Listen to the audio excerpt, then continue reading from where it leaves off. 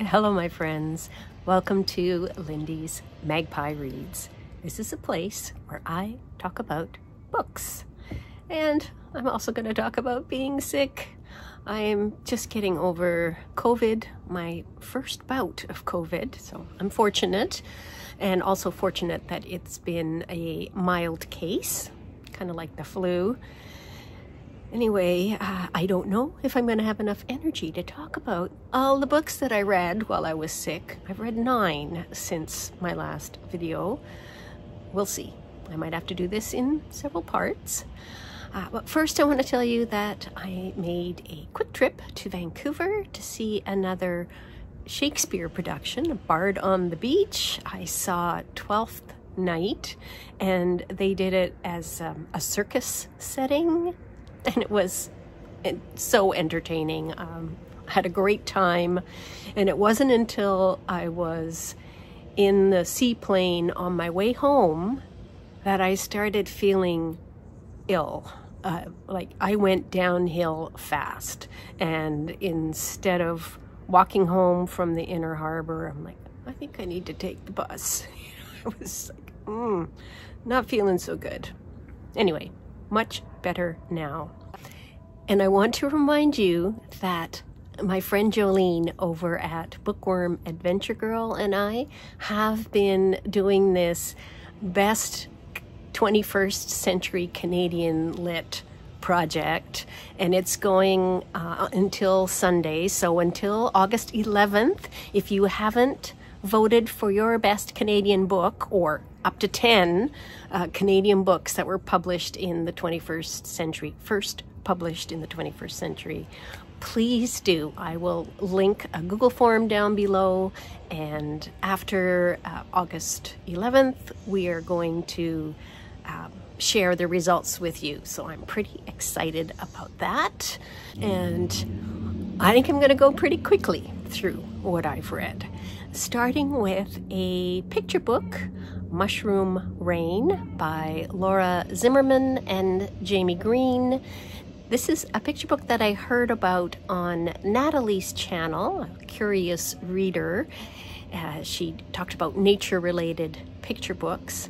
And I also watched a video adaptation of it with narration by Simon Vance. I will include the information down below. It wasn't just showing the picture book with, turning the pages. They zoomed in to different parts and added music and nature sounds. And so it's about mushrooms. The title, Mushroom Rain, actually comes from a Russian phrase for sun showers. So, rain when the sun is shining. And the Russian word is gribnoy dozhd, which literally translates as mushroom rain. One of the things that I learned from this picture book is that mushroom spores, billions of them, go up into the atmosphere and they seed rain clouds. So we can thank mushrooms for raining.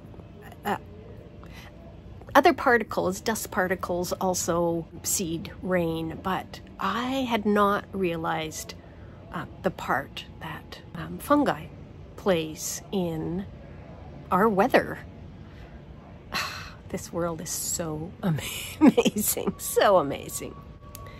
Next, I have 3 works of graphic novels or graphic memoir that are by women in translation. So August is Women in Translation Month, and I'm participating with comics. First off, the book Totem by Laura Pérez, who is Spanish, and this was translated by Andrea Rosenberg. I am going to show you the opening scenes from this book. There is not a lot of text. The book itself is quite dreamy and surreal. You can see the illustrations are delicate with graphite pencil lines and soft colors. And it starts out with a woman whose dead body is discovered, and another woman hears this news story on the radio, and we learn that they knew each other. And we go back in time to it when they were traveling through the Arizona desert. And there's other movements back and forth through time. We see them as children, or maybe they're grandmothers, not sure about that. But the big questions that are being asked in this book are about what happens after we die. I read through it twice, and I feel like this is the kind of book that you can get more out of with each rereading. It's one of those subtle, metaphysical kind of stories. And I almost forgot to mention, it's also a queer story, because we see that these two women were lovers at the time that they were traveling through the Arizona desert. And this next book is a queer one as well. It's called Transitions by Elodie Durand, who's a French cartoonist, and it's translated by Evan McGorray.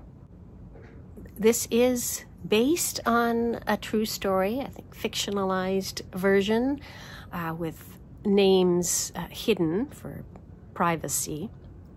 But it is about a mother's experience of coming to terms with having a child who transitions to a different gender, and her discovering that she's not as open-minded as she thought she was, and just having a lot of difficulty with making this change in her to think about calling her son by his new name and using the right pronouns, and then eventually coming to acceptance. The artwork in this is brilliant, absolutely brilliant, and also captures not only the struggle but the dance of it.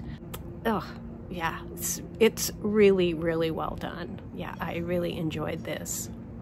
And all three of these books that I've talked about so far are all available in my library's Hoopla collection. So if your library has Hoopla, check them out there. Now, this next book, you can see I've got a physical copy of it. So also a translation from French, A Fox in My Brain, and it's by Lou Lubie, who is from the Isle of Réunion, which is a French department that's in the Indian Ocean. And the author talks about her experience with cyclothymia. Cyclothymia is a mood disorder that's characterized by an instability of mood and energy. And there's lots of description in here about what's going on in the brain, and her metaphorical description of learning to live with cyclothymia is that cyclothymia is a fox that is part of her. Now, I could not find who translated this, but it's published in the States by Fair Square, and the CEO is Fabrice Sapolsky, and somewhere on the internet it said that he was the translator. I'm not sure. It doesn't say in the book itself, but Sapolsky grew up in France, moved to the US in 2015, so it's entirely possible that, yes, he did the translation. And if you are interested in mental health and graphic medicine, yeah, I think you would really like this. I did have some quibbles that were specifically about the translation, but maybe more about the choices that were made. So what I found is that the font it was hard for me to read. I did see samples of the French text online, and French takes more room on the page than English does. And the font that was used for the English version is really condensed with a really thin line, and so there was way more room for it to be kind of thicker and more spread out. So I'm not sure about that decision. I think it would have been easier to read. There were a few places where the French was left, and I kind of liked that. So for example, in the part where she's describing how neurotransmitters, dopamine, move from neuron to neuron, and how when you have cyclothymia, sometimes they just go on strike. You can see way down in the corner, there are these little neurotransmitters with I'm gonna have on strike signs.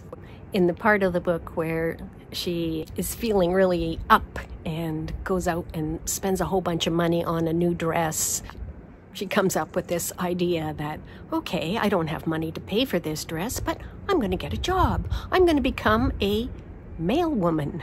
And I don't know if in the US this is common, but in Canada we would say letter carrier, postie, something like that. But mail woman just sounds so awkward. I don't know. If you're somebody who says mail woman, let me know in the comments down below.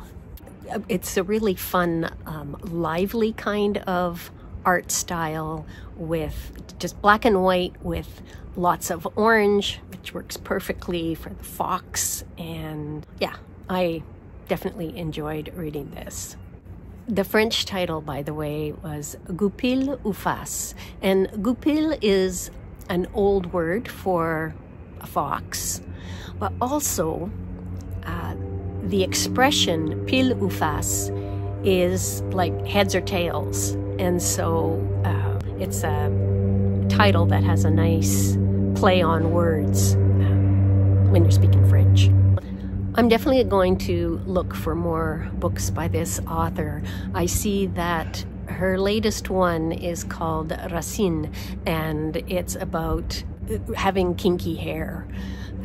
Lou Lubie's heritage is quite mixed. She says she's got ancestors from China, India, Africa, and Europe, and grew up with extremely curly, kinky hair. And that's what she explores in this new graphic novel of hers. It hasn't been translated to English yet. So, another book I read is Seaweed, an Enchanting Miscellany, and it's by a Dutch author and artist, Miek Zwamborn. It's full of illustrations and art, some of it by Zwamborn and some of it reproductions. I picked this up because I first saw her art in Kathleen Jamie's book, Karen, and I found it so appealing that I looked to see what else she had done.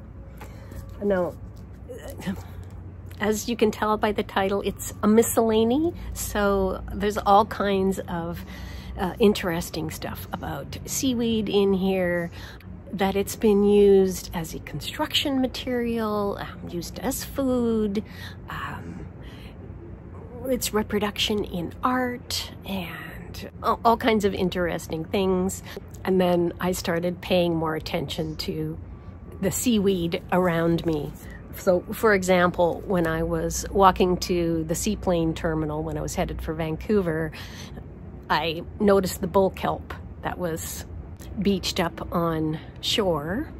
And when I got to the Vancouver end, I saw that the pavement was decorated with art in a pattern of bull kelp and herringfish. The artwork was done by an Indigenous artist, Charlene Johnny, who is Coast Salish, and it's called Herring in the Kelp Forest. So, seaweed, culture, history, science, use in food and medicine, and lots about art. So, in September, there is a new readathon, Framed in September, and you can pick up this book and read an art-related book. The next book I'm going to tell you about is also art-related, and that is Caledonian Road by Andrew O'Hagan. I listened to this in audio. It's 23 hours long. Perfect for when you're just feeling kind of sick and would rather listen to something than read. Yeah, I have to admit though, for the first, I don't know, maybe quarter or 20% of this book, I wasn't entirely sure that I was going to continue with it. So, it's a story about a poor little rich guy.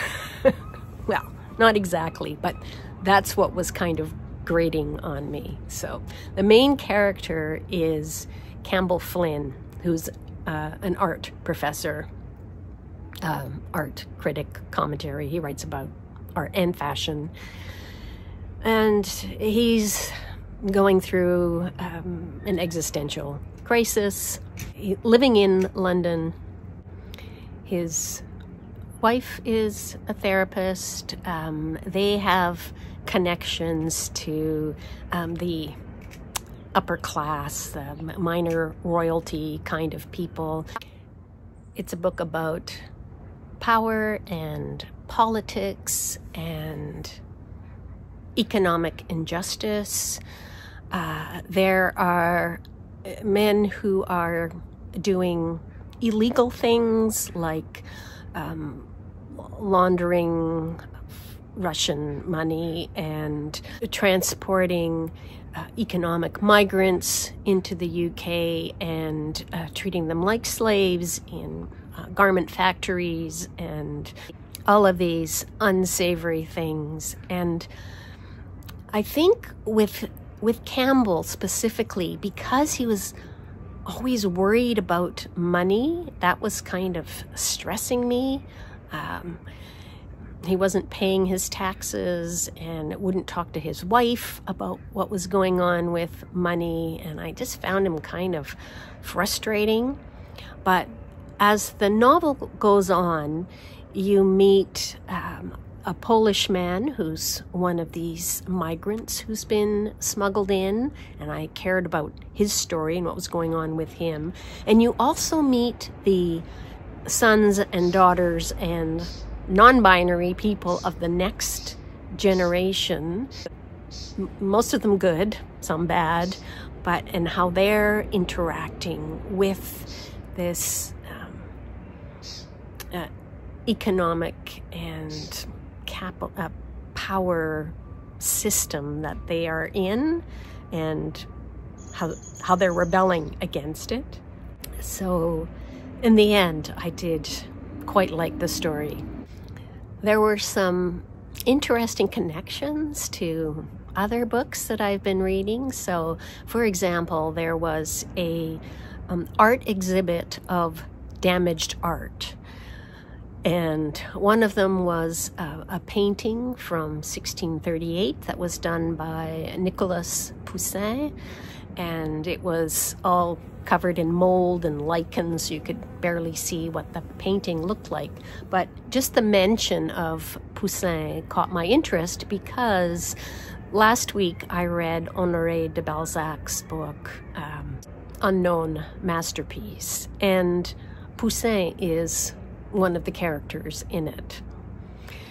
And then the other thing is, I mentioned that Campbell's wife is a psychologist, and she's talking to their daughter about how her husband, the girl's father, is haunted by a false self.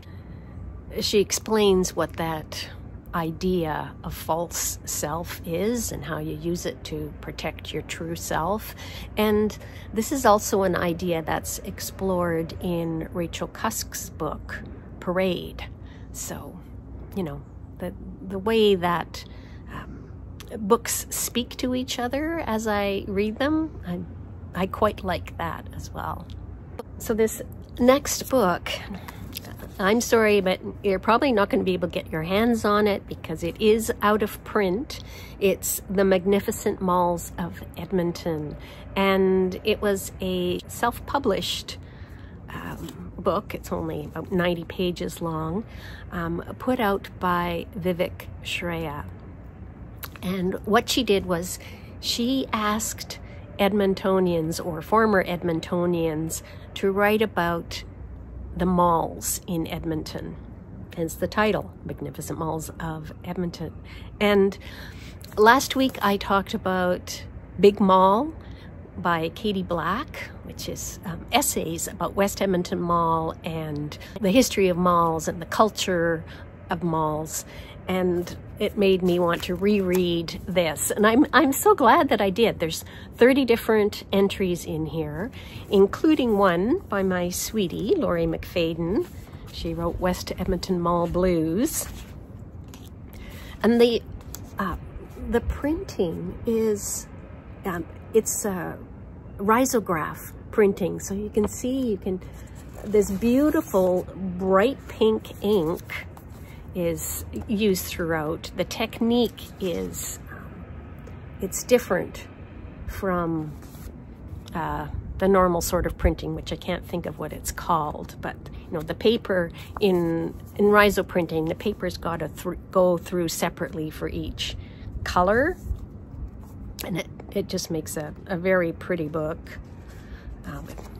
Purple ink, and then this hot pink. And another one of the stories, I remember West Edmonton Mall. This one is by Ted Kerr. It's a series of I remember, a takeoff from Joe Brainard's poem, I Remember. Anyway, one of the lines is, I remember reading Maya Angelou greeting cards when visiting Suzanne at Hallmark. And that reminded me that my friend Marilyn Maya Mendoza is having her 4th anniversary on BookTube celebration this month. It's called Maya Angelou Phenomenal Woman Reading Event. And she is encouraging us to read something by Maya Angelou. And so I did. I ended up going online and looking up Maya Angelou greeting cards. There are plenty with such great lines quoted from Angelou. So if you don't have time or you can't find a whole book by Maya Angelou, go online and find some of the beautiful words that she's written. They're there. And you can find lovely illustrations of her face as well. There's the animatronic dragon that was at the top of the escalators when you were going to one of the movie theaters. It breathed fire. That's quite a scary thing. The dolphin shows. It's quite controversial, keeping dolphins in that small space. In the introduction to this, Vivek writes, I also worked in the public library at Southgate Mall, where my coworkers and I got in trouble for making too much noise. I worked with Vivek at Southgate Library, and I remember we got into trouble more than once for making too much noise. Yeah. She also writes, you see, These malls aren't magnificent because they hold our most precious memories. They are magnificent because despite how we begrudge them or dismiss them, they hold our quiet, unassuming, everyday, ordinary memories, the ones we almost forgot. And the final piece by Talia Macedo, she writes, "To be honest, I started writing this piece tongue-in-cheek, ready to be slightly scathing about the mall culture in Edmonton. I'm closing it in tears from the couch of my downtown Toronto apartment, oddly thankful that a mall, nondescript, less luxurious, and less evolving than other malls, could be a place of comfort, provisions, and memories for me and my family. Thinking about it reminds me of the simplest times, the most complicated times, the most awkward times, and the most exciting times, all punctuated with love." So, yeah, I read that. And speaking of queer South Asian Canadians, my next book is by Kazim Ali. He was born in the UK but grew up in Manitoba. This book, Indian Winter, this is definitely my favorite of all of the books that I've read in the past week. I savored the language so much. It's a meditative, slightly melancholy, seductive sort of tale about an unnamed man whose parents grew up in India and whose father cannot accept the fact that he's gay. His mother is dead, and he's been living with this guy Ethan for a number of years. They're just kind of like living parallel lives in the same house. The narrator has the opportunity to go and attend a number of book festivals in India, and he's arranged it so that he has a lot of time in between festivals before talking about his works of poetry.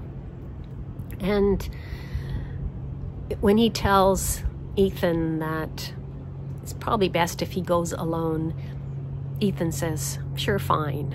So we don't know, at the start what's going to happen with that relationship. And the narrator is also thinking about a man that he used to love years before, and he's only just recently learned that this man died, but not died recently, that he died long ago, and yet still, so he's, thinking back on that. So a thinking sort of book with so much about art, and all kinds of art, painting and architecture and dance and theater, as well as writing. Now, the narrator used to be a dancer. He has an eating disorder, and he's kind of working on trying to get better about that. I think the best thing is for me to read you a bit so you have an idea on what entrances me so much about his writing style. In the opening scene, he has just done a photo shoot. The photographer raved about one particular picture taken against the huge trunk of an old oak, its dramatically ruckled bark contrasting with the deep, still, and sad look on my face. He says I am beautiful, but more than anything, I think I look ravaged, old. It makes me think of the opening of The Lover, in which Durand is approached by a man who had known her long before, who tells her that he finds her older, aged face more beautiful than her youthful one. In the English translation, by Barbara Bray, the man uses the word ravaged to describe Durand's face, but in French, the word Durand wrote was dévasté, devastated. I didn't understand until I looked at the picture the photographer was trying to show me. I look vacant, afraid. Is it true that beauty requires emptiness, a space where nothing exists? That way the viewer can put their own feelings in that place. It's something I'd always believed, but now I think grief is beautiful. A face marked by pain or age. Maybe what people think is beautiful is what is gone. Beauty is death, the void, the forgotten. To be ravaged means to be ruined, but to be devastated is something else. It means to be affected by life, perhaps profoundly, which is its own kind of heroism. You know, several things here. Number one, the fact that he sees himself as looking vacant and afraid reminded me so much of that character Campbell Flynn in Caledonian Road. He was feeling this emptiness and I don't know why I couldn't identify with Campbell Flynn, but I totally could identify with this narrator and all that he was going through in this story. But the other thing is his reference to Marguerite Duras, the lover. And I just have been reading about the lover in this book as well. This has been a slow read for me. I'm about 2/3 of the way through Committed by Suzanne Scanlon. And in Committed, Scanlon talks about the lover as a formative text. It's one that she goes back to over and over and has shaped her view of the world. So now that I've encountered it a second time in a book, in close proximity to each other, I'm thinking, I gotta read The Lover. I don't know. If you've read it, tell me if you think that this is a book that's for me or not. But I'm gonna find a copy and I'm planning to read it. There's so much great stuff in here. There's a lot about the painting that's used on the cover. It's called The Magical Man, and it's by Jatin Das. He has wings, but he's bound. A magical man who cannot fly, who looks in two directions at once, towards the past and toward the future, but he himself is suspended in the present. He cannot move. There is no way for him to release himself. And when he looks at that painting again, he's with somebody else. He says he's in a position most people would think is trouble. But it isn't, or it isn't to the narrator of this story anyway. Another place he says he doesn't feel like a man and he doesn't feel like a woman. I really like what he had to say about a book that's called a romance. He says, in a romance, the feeling is more important than the actual lived lives. Passion is more important than experience. The thought of love is more important than actual love. You never have to actually agree what it is about the other person that makes it love. That's why a romance has to end when the two people finally get together. It can only tell the beginning. A romance isn't a love story. Question: is this a love story? It really hit for me. I loved it. And this morning, as I was rereading all of these passages that I had flagged, I loved it all over again and was thinking, I'm going to be sad when I return this to the library. This is a book that I want to have on my shelf so that I can just go through and savor all of these many, many ideas in here that I found intriguing. Yeah, I loved it. So that is all I've got for you today. Thank you so very much for watching. Oh, I'm glad I was able to get through this whole thing. I hope that you are finding great things to read. I hope you're all well. I look forward to hearing from you in the comments down below. So please do say hello. And I'm going to leave you with a short little bit of video that I took when I walked around Lost Lagoon at Stanley Park. I did it 2 mornings in a row while I was in Vancouver. Watched the birds, watched the pink sunrise. Yeah. See you soon.